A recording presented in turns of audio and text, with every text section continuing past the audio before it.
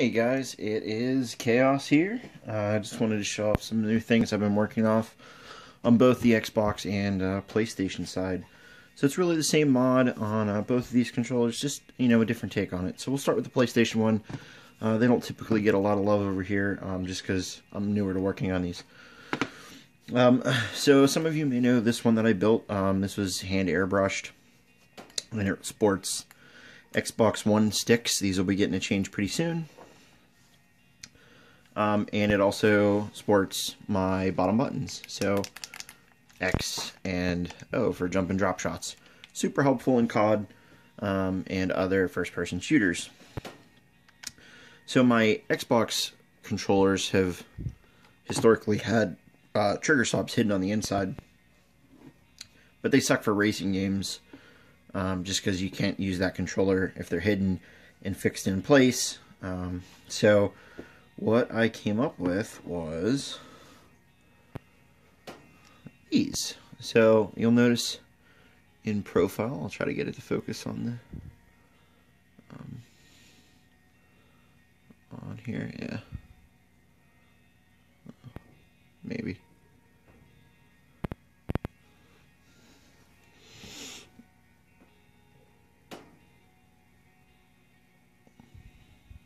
Yeah, well, it's okay, whatever. Anyway, I drill and tap these and put these set screws in, so when you're using it, it stops the trigger from going the whole way in.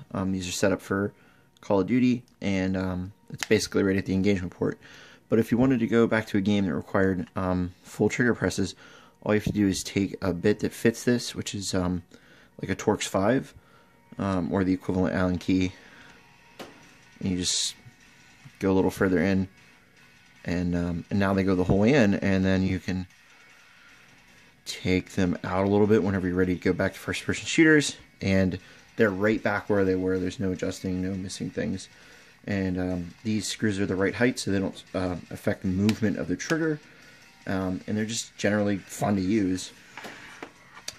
So on the Xbox side, we have the same thing, right in the tips of the triggers. This plastic's a little more clicky, so I either just coat this with a little bit of rubber cement or something like that, or some hot glue or foam, whatever I have around. But same thing here. If I want to do this, I just turn it in, and then whole range of motion. And if, let's say I'm done playing Forza and I want to go back to playing Call of Duty, just twist these out a little bit. Good. And these are set up to work with the rumbles that are in the triggers. They're not the nicest looking things out there, but they're pretty easy to work with, and it still lets you use stuff like squid grip all along the back as well. The nice thing about my other triggers, I've been playing with putting these depths on, and some people actually already have these. So if you look at that trigger while I mess with this, see if I can get just the trigger in focus. Alright, so if you watch that trigger, it's going to be slowly moving in, and then again back out. So what that does is it lets you kind of prime your triggers ahead of time, so you have a very minimal trigger travel. So like on this side, the engagement is very small, and that's cool. So I just wanted to show those I've been working on. I'm going to do a video soon on how to do them.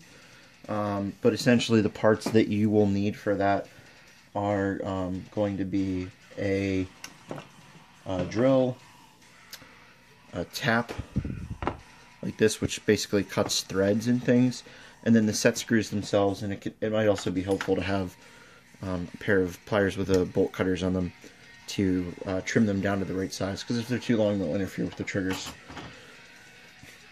And yeah, so that's basically some of the trigger stuff I've been working on. I'll be working on another video soon to cover these sticks on here. I actually need to swap them out because my dog got to this one. But these are the Battle Beaver domed sticks. I'm going to move the ones out of here and into my PlayStation one, because I play this a little bit less right now. And then I've got a fresh set here that I'm going to put back into this one, which is my, I don't know, it's more of a prototyping controller shell at this point, but it's my daily driver. I use it a lot, which is sporting this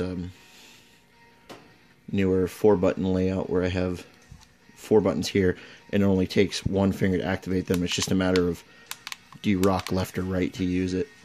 So, yeah. Well, if you have any questions, just go ahead and throw them down in the comments. I'll be happy to answer them. And then, as always, check out our Reddit Black sub on reddit.com/r/redditblack. Currently, #1 Diamond Division on the leaderboards.